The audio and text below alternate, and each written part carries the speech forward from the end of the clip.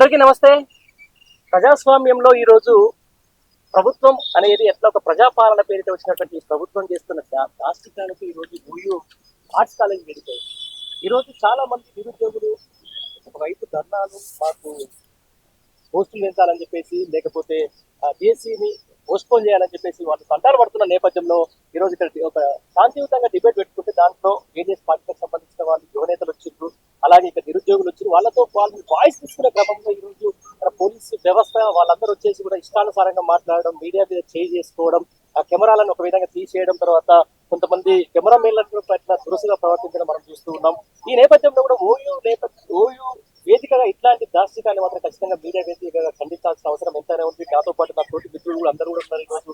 అంటే ఒక డిబేట్ కి సంబంధించి వచ్చినట్టు వాళ్ళు ఎవరైతే పోలీసులు వచ్చేసి వాళ్ళు వాళ్ళ మధ్య ఏదో వైసమ్యాల మీద రెచ్చగొడుతున్నట్టు, లేకపోతే వాళ్ళ మధ్యలో నీ మీద చిచ్చు పెడుతున్నట్టుగా మాట్లాడుతూ నీ మీద కూడా కేసు వేస్తాం, అవసరమైతే అక్కడ ఆ డిబేట్ లో ఉన్నటువంటి ఒక ప్రతిపక్ష పార్టీకి సంబంధించిన ఒక వ్యక్తిని కూడా ఈరోజు అరెస్ట్ చేసి తీసుకొని వెళ్ళిన పరిస్థితి. దాంతో పాటు ఆస్పిరెంట్ తన బాధని ప్రజలకు తెలియజేస్తున్నామని చెప్పేసి వచ్చినటువంటి ఒక నిరుద్యోగిని కూడా ఈరోజు పోలీసులు అరెస్ట్ చేసి తీసుకొని పోయిన పరిస్థితి. దీనికి అందరూ కూడా తోటి జర్నలిస్టులు కూడా ఇక్కడ ప్రొటెక్ట్ చేసి ఒక విధంగా నడితే కూడా వాళ్ళ మీద కూడా దురుసుగా ప్రవర్తించడం, అలాగే కెమెరా మీద నేరుగా దాని మీద చేంజ్ చేసుకోవడం కూడా జరిగింది. ఫోన్లు తీసుకొని ఎక్కడైతే ఫోన్లో కూడా చిత్రీకరిస్తుంది దాంట్లో కూడా ఫోన్లు తీసుకొని డిలీట్ చేస్తున్న సందర్భం ఇక్కడ తెలంగాణ ప్రభుత్వంలో తెలంగాణ పోలీసులు చేస్తున్నటువంటి ఈ యొక్క అంశాన్ని మాత్రం ఖచ్చితంగా జర్నలిస్ట్ సమాజం కూడా ఖండించాలి, మొత్తం యావత్ ప్రజానికం కూడా ఖండించాల్సిన అవసరం. దీనికి సంబంధించిన మనతో పాటు మాట్లాడుతున్నారు. ఇప్పటి వరకు ఏదైతే కవరేజ్ కోసం అని వచ్చినామో కొంతమంది విద్యార్థులు కావచ్చు, నిరుద్యోగులు కావచ్చు, వాళ్ళ బాధలను మేము విన్నవించుకుంటామని చెప్పి అటు ప్రతిపక్షాలు ఇటు పార్టీలు అధికార పక్షం విద్యార్థులు కూడా మేము అంటే కొంతమంది చెప్పిరు అంటే ఎందుకు రద్దు చేయాలి, ఎందుకు రద్దు చేయొద్దు అని చెప్పేసి కొంతమంది అంశాల మీద మాట్లాడదామని ఇక్కడికి వచ్చిన సందర్భంలో అన్న డిబేట్ పెట్టిండు. ఆల్రెడీ అటు కాంగ్రెస్ పార్టీ వాళ్ళు ఉన్నారు, బీఆర్ఎస్ వాళ్ళు ఉన్నారు, బీజేపీ వాళ్ళు అందరూ ఉన్నారు. వాళ్ళ బాధలను వాళ్ళు తెలుపుకుంటున్న క్రమంలో పోలీస్ అధికారులు మధ్యలోకి వచ్చి దురుసుగా ప్రవర్తించి వాళ్ళని ఎత్తుకపోవడం, అలాగే వీడియో రికార్డ్ చేస్తున్నటువంటి మీడియా కెమెరామ్యాన్ మీద కొడితే వేరే విధంగా ఉంటుందని చెప్పేసి ఇష్టానుసారంగా మాట్లాడడం, బెదిరించే ప్రయత్నాలు చేశారు. కొంతమందిని వెహికల్లో ఎక్కించుకోబోయే ప్రయత్నం చేశారు. ఏమని అంటే మేము వేరే వాళ్ళు అనుకున్నాం, ఐడి కార్డు లేదు ఇది అని చెప్పేసి. కొంతమంది దిష్టి బొమ్మ తగలబెట్టడానికి బీఆర్ఎస్ వాళ్ళు వచ్చారు, వాళ్ళని మేము కవరేజ్ చేస్తున్నాం. వాళ్ళని కొడుతుంటే కొట్టకుండా అరెస్ట్ చేయని చెప్పేసి కూడా మేము చెప్పినాం. అరెస్ట్ కొడుతుంటే చాలా దారుణంగా కొట్టారు, అవి వీడియోలో కూడా కనిపిస్తుంది. ఎందుకంటే వాళ్ళని కొట్టే క్రమం నెత్తి మీద ఇష్టానుసారంగా కొడుతురు. ఒక 5-6 కానిస్టేబుల్ ఇష్టం వచ్చినట్టు వాళ్ళని నెత్తి మీద కొడుతుంటే అట్లా కొట్టడం ఏంది అని చెప్పేసి ఒక అన్న అడిగితే డైరెక్ట్ అన్నని ఇష్టం వచ్చినట్టు మాట్లాడుతూ ఈరు లంజ ఓడుకులు అంటే ఇష్టానుసారంగా బూతులు మాట్లాడుతూ గతంలో ఏవైతే బూతులు మాట్లాడిరో సేమ్ అదే రీతిగా మీడియా వాళ్ళు ఏదైనా అడిగితే ఇట్లెందుకు చేస్తారు సార్ అని అడిగితే మీరు రౌడీలా అని అడుగుతారు. ఈ పదాలు వాడే ఈ పోలీసులను మరి ఏమనాలి, వాళ్ళు పోలీసులా మరి ఇంకేమనాలి అనేది వాళ్ళ చిత్తశుద్ధికి వదిలేస్తూ ఇట్లాంటి వాటి మీద ఖచ్చితంగా ప్రభుత్వం స్పందించాలి. ఎందుకంటే ఇట్లాంటి వాళ్ళు చేస్తుట్లా ప్రభుత్వం మీద పూర్తి స్థాయిలో వ్యతిరేకత వచ్చే అవకాశం ఉంది. ఇలా పోలీసులు చేసినా ఎవరు చేసినా ఈ వ్యతిరేకత అనేది పూర్తిగా ప్రభుత్వం మీద ఉంటుంది. కాబట్టి ఖచ్చితంగా స్పందించాలి. ఈ రోజు ఇక్కడ ఈ కార్యక్రమాలకు కావచ్చు, ఇక్కడ ఇష్టానుసారంగా ప్రవర్తించిన పోలీసుల మీద ఖచ్చితంగా చర్యలు తీసుకోవాలని ఈ ముఖంగా మేము తెలియజేస్తున్నాం. చెప్పండి. ఇదే ఓయిలో దగ్గర ఒక 1,00,000 వీడియోస్ మనం తీసుంటాం, కొన్ని వేల వీడియోస్, కొన్ని లక్షల వీడియోస్. ఇక్కడ ఎన్ని ధర్నాలు జరిగినాయి ఇప్పుడు దాకా లేని ఒక ఏదైతే డిమాండ్ వీళ్ళు చెప్తున్నారో ఇక్కడికి ఎంట్రీ అవ్వడానికి కూడా పర్మిషన్ కావాలంట. కొత్త విషయం ఈ రోజు మనకు చెప్తున్నారు పోలీసులు. మరి ఇప్పటి వరకు ఏ పర్మిషన్ తో మరి ఇక్కడికి వచ్చి అధికార పార్టీ వాళ్ళు మాట్లాడారు, ప్రతిపక్ష పార్టీ వాళ్ళు మాట్లాడిన వాళ్ళు ఉన్నారు, స్టూడెంట్స్ మాట్లాడిన వాళ్ళు. మరి వాళ్ళకి ఏం పర్మిషన్ ఇస్తున్నారో మనకేం పర్మిషన్ ఇవ్వట్లేదు అర్థమవుతలే. మరి అంటే మీడియాకి పర్మిషన్ కావాలనేది ఒకటి వీళ్ళు చెప్పేది. మరి మీడియాకి ఎక్కడ పర్మిషన్ తీసుకోవాలో, ఎవరి దగ్గర పర్మిషన్ తీసుకోవాలో వాళ్ళ క్లారిటీ ఇవ్వాలి మనకు ఫస్ట్ థింగ్. తర్వాత ఇంకొకటి ఇక్కడే ఈ రోజే అధికార పార్టీ వాళ్ళ మనుషులు కూడా కాంగ్రెస్ నాయకులు కొంతమంది మాట్లాడడం జరిగింది. మరి వాళ్ళని ఎందుకు అరెస్ట్ చేయలేదు అంటే అధికార పార్టీ వాళ్ళు అయితే వద్దు తీసుకోవచ్చు, వాళ్ళు ఏం మాట్లాడినంటే రేవంత్ రెడ్డి జై కొట్టాలా లేకపోతే రేవంత్ రెడ్డి కరెక్ట్ గా గ్రూప్ అన్న ఇక మిగతా సమస్యలు వద్దిగా.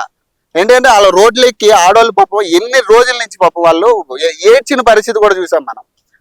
చిన్న పిల్లల్ని వేసుకుని వచ్చి రోడ్ల మీద తిరిగిన పరిస్థితి చూసాం. అవన్నీ వదిలేసారు. ఇక పోలీసులుగా ఏం వద్దిగా, ఓన్లీ ఒకటే రేవంత్ రెడ్డి జై కొట్టాలా, లేకపోతే గతంలో కేసీఆర్ జై కొట్టారు, ఒకటి రేవంత్ రెడ్డి జై కొట్టాలి అంతే. ఇది ఒక్కటే ఇక్కడ జరుగుతుంది. అంటే స్టాంప్ వేసుకుని మన పర్మిషన్ తీసుకుని ఇక్కడికి ఎంట్రీ అయ్యి బయటలు తీసుకోవాలా. ఇప్పుడు పరిస్థితి అది. ఇది యూనివర్సిటీయా లేకపోతే జైలా లేకపోతే వీళ్ళ అండర్లో ఉందా నాకైతే అర్థం అవుతుంది.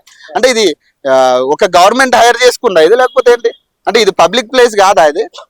ఇది వరకు ఫ్యామిలీస్ వచ్చి కూర్చున్న ఏరియా కాదు ఇది.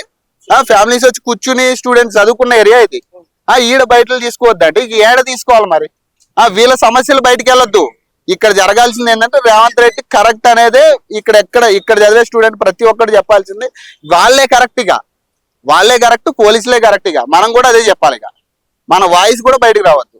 ఇట్లా ఉంది పరిస్థితి. మీడియాకి ఇక్కడ ఏం పని అని అడిగి మరి ఇదే యూనివర్సిటీలో విద్యార్థులు ఉండాల్సిన ప్లేస్ లో పోలీసులకు ఏం పని? వందల సంఖ్యలో పోలీసులు ఉన్నారు. ఏదో ఉంది కవరేజ్ చేద్దాం. కొంతమంది విద్యార్థులు ఫోన్ చేసినా మేము ఇక్కడికి వచ్చి అంతకంటే ఎక్కువ సంఖ్యలో మఫ్తీలో ఇంటెలిజెన్స్ ఇక్కడ ఏం జరుగుతుంది అంటే ఇప్పుడు వాళ్ళకి మీకు వ్యతిరేకంగా మాట్లాడితే మేము రౌడీలం, మీకు వ్యతిరేకంగా మాట్లాడితే మేము రౌడీలం, మేము గుండాలం, మేము లంచోడుకులం. మీకు పాజిటివ్ గా మాట్లాడితే మేము దేవుళ్ళం. ఇది కరెక్ట్ కాదు కదా. ఎందుకంటే పాజిటివ్ గా మాట్లాడాలంటే వాళ్ళు చాలా మంది ఉంటారు, డబ్బులు తీసుకుని పని చేసే వాళ్ళు చాలా మంది ఉంటారు. జెన్యున్ గా మాట్లాడేటోళ్ళు చాలా తక్కువ ఉంటారు. జెన్యున్ గా మాట్లాడేటోళ్ళేమో ఇట్లా పాజిటివ్ గా మాట్లాడి జై కొట్టాలి. ఇక రేవంత్ రెడ్డికి జై కొట్టాలా, లేదంటే ఎవరు మన బట్టి విక్రమార్కకి జై కొట్టాలా, లేదా స్టూడెంట్స్ అందరిని వదిలేసి మేము ఇక్కడ కూర్చోవాలా? అది కరెక్ట్ కాదు. ఖచ్చితంగా అయితే గవర్నమెంట్ దీని మీద స్పందించాలి. గవర్నమెంట్ స్పందిస్తారా లేదంటే నాయకులు స్పందిస్తారా, ఎవరైనా కానీ ముందు దీని గురించి మాట్లాడాలా. మీడియా వచ్చి బయటకు వచ్చి మాట్లాడే హక్కు లేకపోతే వేస్ట్. మిమ్మల్ని చూపించడం కూడా మాందొప్పుతాం.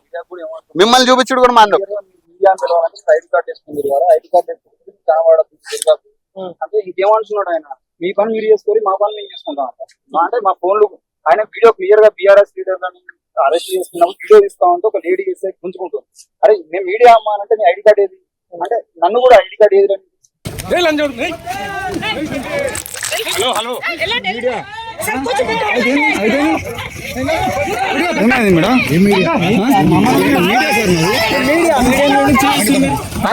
కొట్టలేదు సార్ మరి దారుణంగా.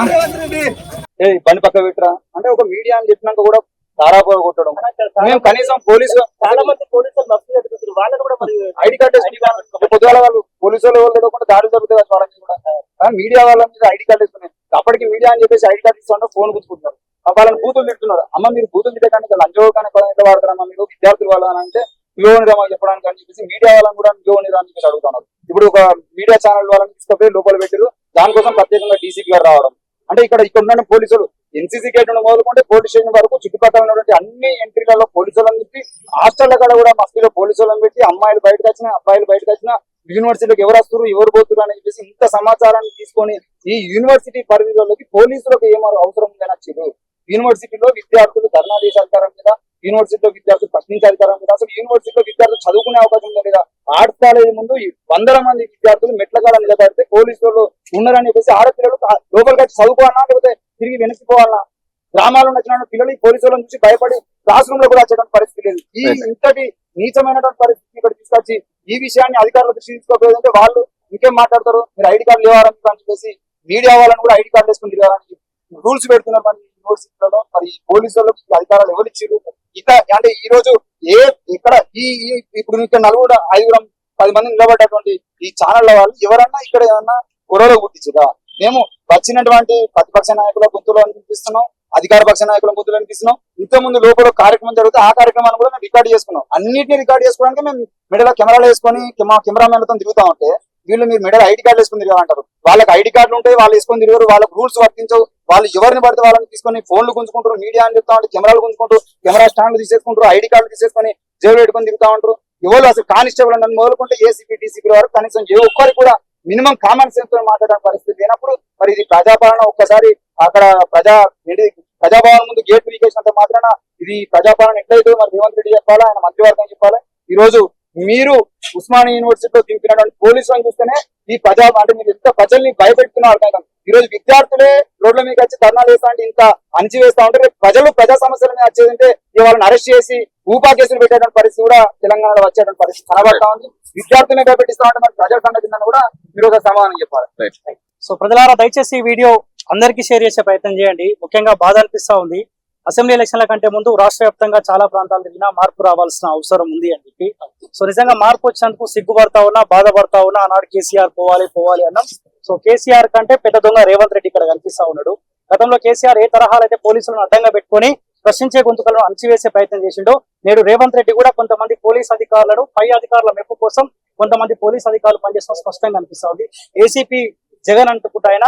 సో ఆయన బూతు పురాణం దయచేసి మీకు కూడా వీడియో ప్లే చేస్తా. లంజగొడక అని బూతు మాట్లాడుతూ ఉండు. సో నేను అది ఆ భాష నేను మాట్లాడొద్దు, కాకపోతే మాట్లాడితేనే తెలంగాణ సమాజానికి ఉన్నతాధికారులకు అర్థమయ్యే అవకాశం ఉంటుంది కాబట్టి మాట్లాడుతా ఉన్నా. కొంతమంది బీఆర్ఎస్ పార్టీ సంబంధించిన నాయకులు దిష్టిబొమ్మ వ్యక్తం చేసే ప్రయత్నాలు చేస్తా ఉన్నారు. నిరసన కార్యక్రమం ఎవరైనా వ్యక్తం చేసుకుంటారు, అరెస్ట్ చేసుకోండి, కొట్టే అధికారం ఎవరిచ్చిండు? ఈంచెలు కొట్టుకుంటా పోయి తీసుకొని పోయినారు. మళ్ళా పోలీస్ వెహికల్ ఎక్కించిన తర్వాత కూడా కడుపులో ఇష్టం వచ్చినట్టు గుద్దుతా ఉన్నారు.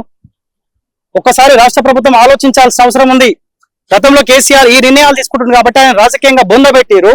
ఈ వచ్చిన 7 నెలల్లో విపరీతమైన మీ పార్టీ పైన వ్యతిరేకత కనిపిస్తా ఉంటే మరి రేవంత్ రెడ్డికి ఎందుకు సోయి వస్తలేదు?